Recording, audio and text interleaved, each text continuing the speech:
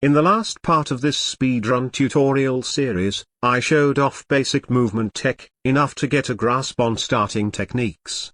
This part will show off more advanced things that didn't make sense in context before. I'll be using the Rome track this time, as it has the first new topic of discussion, coarse snow. Coarse snow is the third type of snow I mentioned before, and it's a weird one. It can be identified by the texture of rough snow and by the sound of riding through gravel. Its effects, however, can vary. This specific patch of coarse snow in the Rome track acts like smooth snow, but in the training level called ski camp, it slows you down.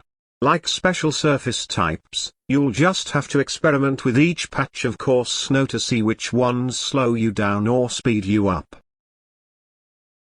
The next thing to show requires me to go back to the San Francisco course very briefly.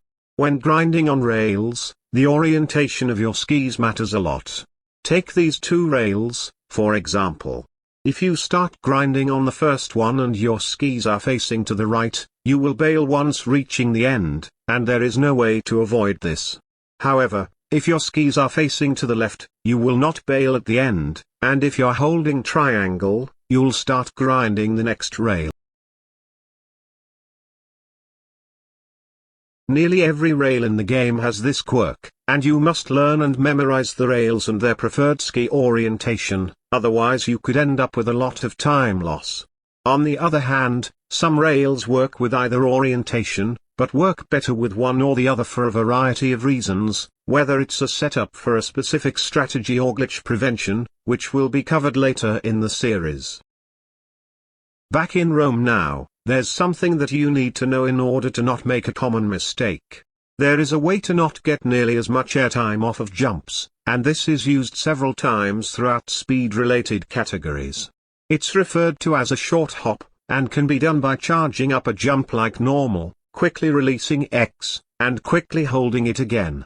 On rare occasions this doesn't work, and there's nothing you can do about it, but it does work most of the time. Since you're holding X and forwards on the left analog stick for most of every speed-related run, you might accidentally do a much larger jump than anticipated in the few places where jumps are still required.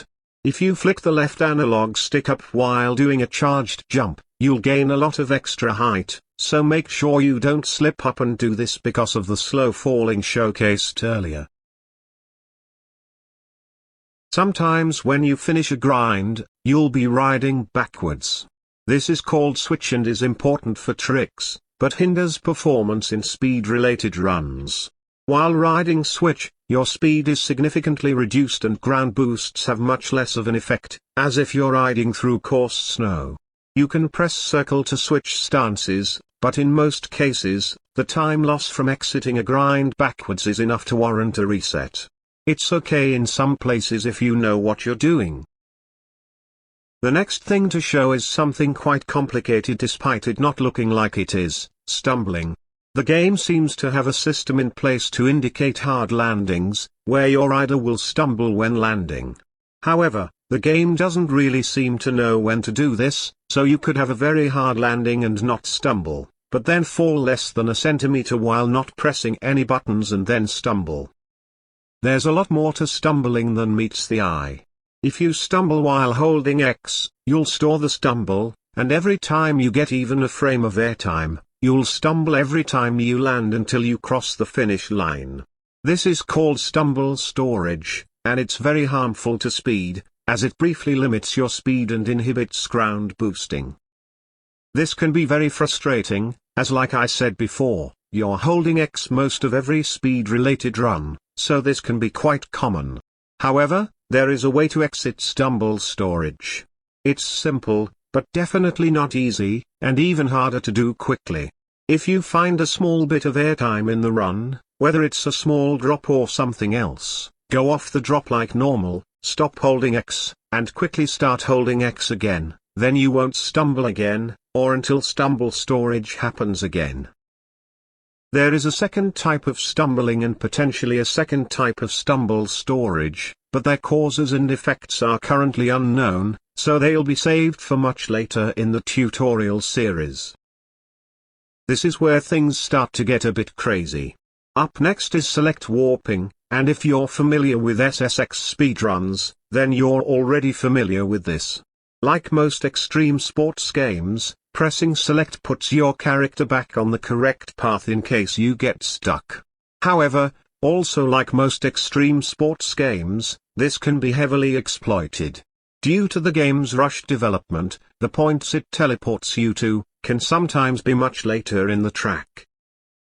This means that if you know where these points are, you can intentionally press select at precise locations in the track for massive amounts of time save.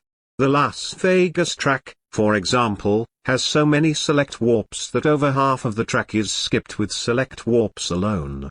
Lots of smaller warps exist in every track, and they can be a bit hard to find. All of the warps in the San Francisco track have already been found and exploited to the utmost degree.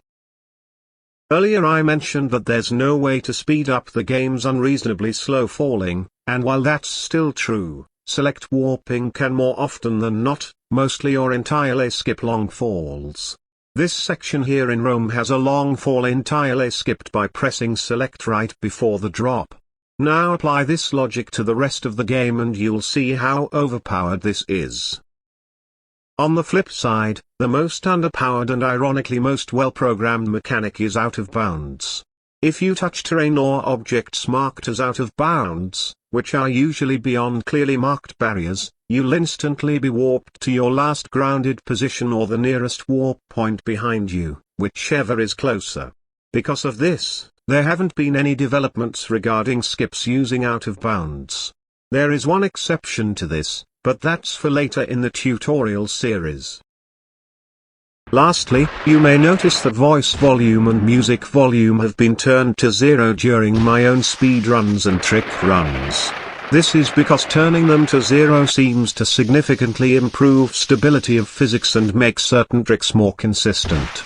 There's not much proof to back this up, but every time I forget to turn music and voices off, very rare glitches happen constantly, and seem to fix themselves when I turn these volume sliders to 0, so it's best that you do the same.